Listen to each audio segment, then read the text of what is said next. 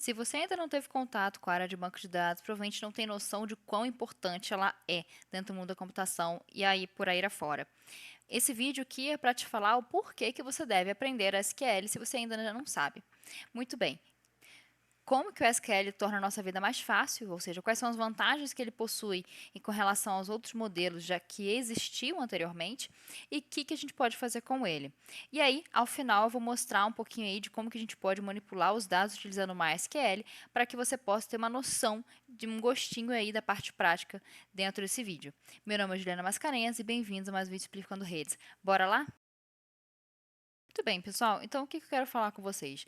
Se vocês forem perceber, desde lá em 1990 e antes, 1990 foi quando aí a Microsoft foi criada.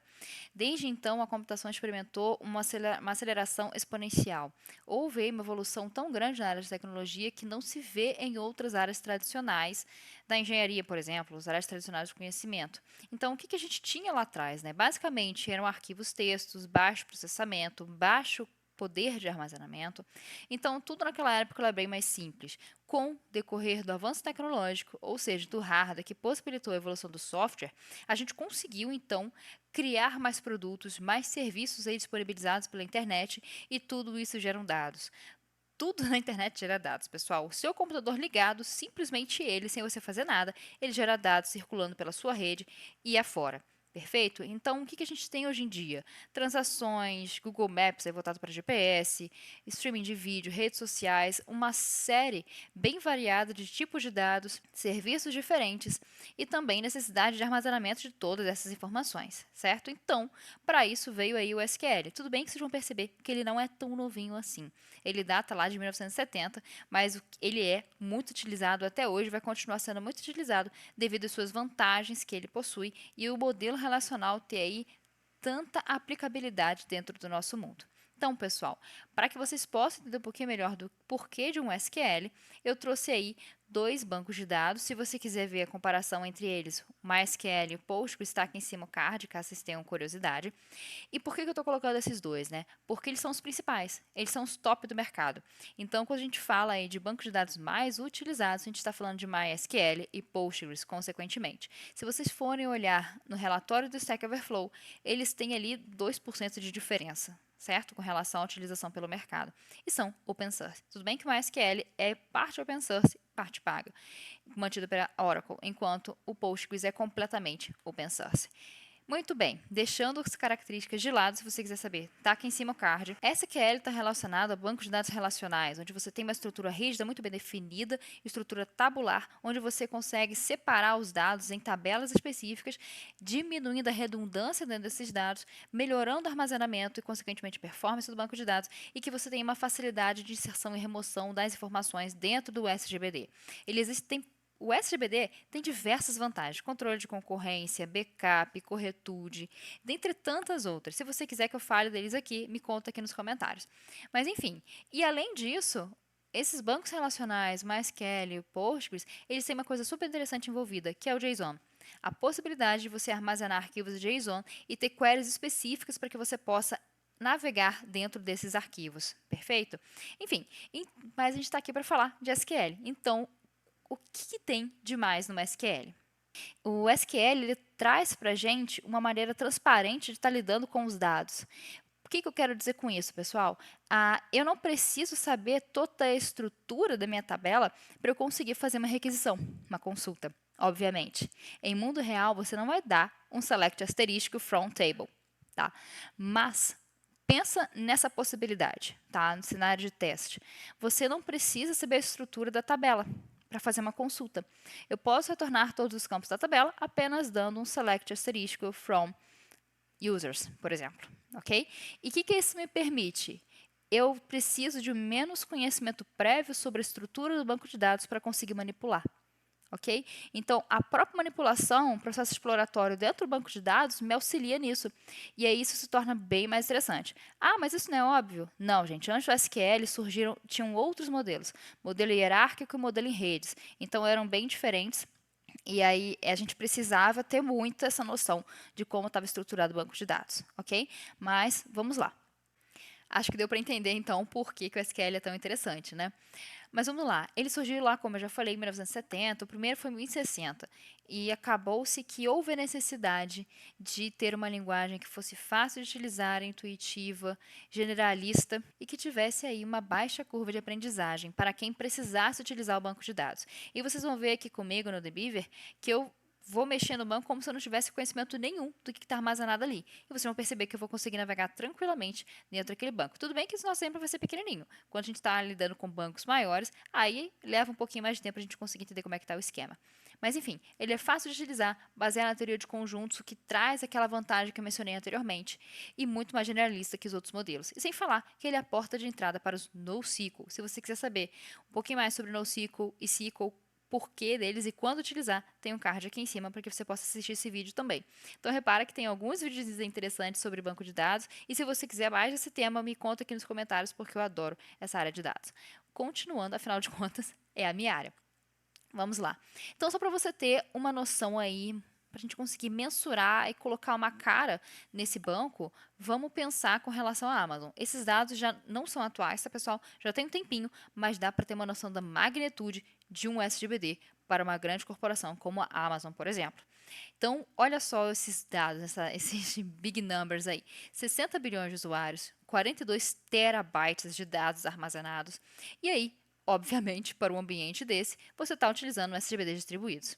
Réplicas, failover e tudo mais que você tem direito, para que você possa, então, prover uma experiência adequada para o seu usuário. Imagina que você está lá no site da Amazon e simplesmente você não consegue finalizar a sua transação, a transação financeira de compra. E aí a sua transação lá no banco de dados não funcionou, não foi até o final, deu rollback por algum motivo. A gente precisa, então, de um ambiente bem estruturado, consistente, que mantenha a corretude dos dados e disponibilidade. Então, tem várias coisas atreladas aí ao mundo da modelagem relacional, ao mundo do banco de dados relacional, que vão além do SQL também. Então, pessoal, vamos lá mexer no DBeaver e ver um pouquinho do SQL na prática? Bora lá. Deixa eu abrir o DBeaver aqui. Aqui tá. Então, muito bem, eu abri aqui. Estou com um script SQL aberto. Deixa eu sair da frente. Né? Deixa eu aumentar um pouquinho aqui esse zoom para vocês também, porque está muito pequenininho. Antes de tirar, olha só, aqui eu vou estar utilizando o banco de dados MySQL para que vocês possam estar dando uma olhadinha. Eu gosto bastante do Postgres e do MySQL, cada um tem seu propósito e eles são super versáteis. Muito bem, mas nosso interesse aqui é SQL. Se você quiser ver eu mexendo aqui no DBeaver e mostrando os features que ele possui, me fala aqui, tá bom? Então vamos lá. Então imagine que eu não tenho noção nenhuma do que tem nesse banco de dados. Eu já vou querer, obviamente, vai depender do seu nível de acesso, tá, gente? Então vou dar um show databases e quero a listagem de todos os bancos de dados que eu tenho aqui dentro do MySQL. Perfeito? Então, eu já consigo aqui algumas informações, e a gente percebe que elas estão aqui. Company Constraints, Copa, Customer Management, Example, Information Schema, MySQL é dele, Shakila também é do MySQL, Sys também é do MySQL, tá? São bancos de dados que já vêm com a instalação dele. Muito bem, agora vamos supor que eu estou querendo dar uma olhada ali naquele Company Constraints, tá? Então, vamos lá. Eu vou dar um use no banco de dados. Company Constraints. Espera aí. Ok. O que acontece? Ele não me retornou nada. Por quê? Eu simplesmente dei um use no banco de dados. Tá? Então, eu estou entrando no banco de dados. Agora, eu quero que ele me mostre as tabelas. Esse aqui é de comando. Esse aqui, gente, esse comando é específico do MySQL. Então, repara que ele me mostrou as tabelas. Então, vamos supor, poxa, mas eu não tenho noção nenhuma do que tem dentro do department. Né? Então, vou dar o select, ou do employee, por exemplo, from employee, e eu quero ver as informações que estão armazenadas sobre os meus colaboradores. Então, por exemplo, eu tenho first name, MNIT, last name, SSN, birth date, né? Address, sex, salary, super SSN, que está relacionado ao gerente, né? E o DNU, que seria o número do departamento. Ok? Então, repara, como eu comentei, eu não tenho aqui nenhuma informação de atributo relacionado à minha tabela.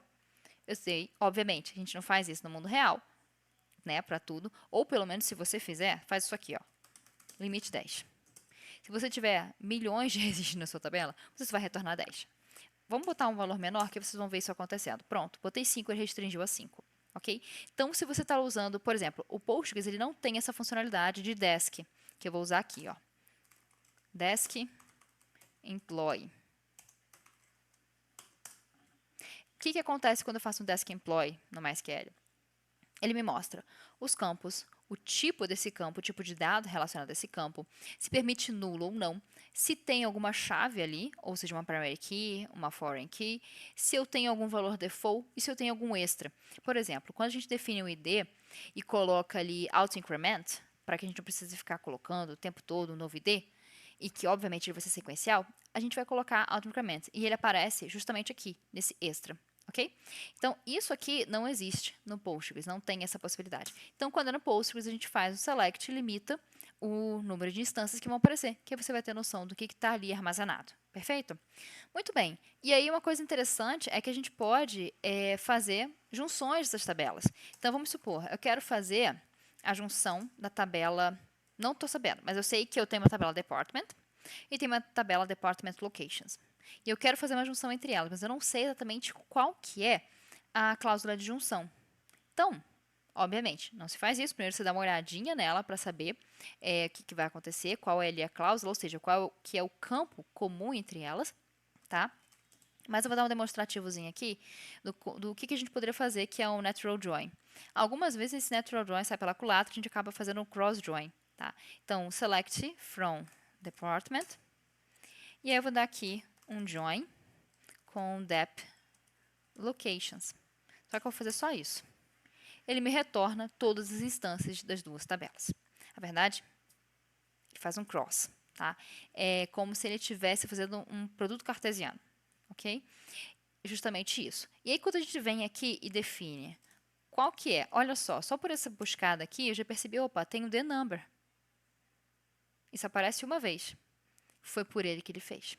Tem o the location, mas tá bom, tá só em localização. Se a gente for pensar na estrutura e como que a gente modela um esquema relacional, você sabe que a gente reduz ao máximo a redundância, certo? Então, o the location vai estar em localização. Né? Não estaria em departamento, porque não faria sentido. Então, eu acho que the number é o carinha aqui que eu preciso fazer a junção. Vamos dar uma olhadinha? Vamos dar um desk, department, ó, o field, the name, the number, opa, o the number está aqui, Major SSN, Major Start Date e Department Create Date. E agora eu quero dar uma olhada no Depth Locations. Olha o the number aqui. The location, the number. Então, é esse cara realmente que eu preciso fazer. Então, ao invés de eu ter esse cross-join, o que eu faço aqui? On. E repara que eu não preciso ter noção dos outros, não preciso definir os outros, ele mostra isso para mim, teoria de conjuntos. Eu vou utilizar, então, o alias, que é esse D aqui. É como se eu tivesse as D aqui, certo? Porque o que acontece é que se a gente simplesmente subtrai essa parte do as, ele vai entender. Vocês vão perceber que se eu vou deixar esse as aqui e aqui não tiver, ele vai entender do mesmo jeito. Então, eu vou usar o alias D para colocar a D number. Por que eu ponho o D ali? Para que eu não precise, só um segundo, the number, para que eu não precise estar especificando department.number. Então, eu coloco uma letra só, ou um acrônimo ali, para que facilite a minha vida. Então, D1, por exemplo, a verdade acho que ele é DL. DL.dNumber.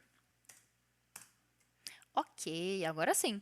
Agora ele fez a junção e só fez o match exato das instâncias que eu tenho em cada tabela a partir da cláusula de junção que eu defini, que é esse carinha aqui. Certo? Então, agora sim eu consegui recuperar.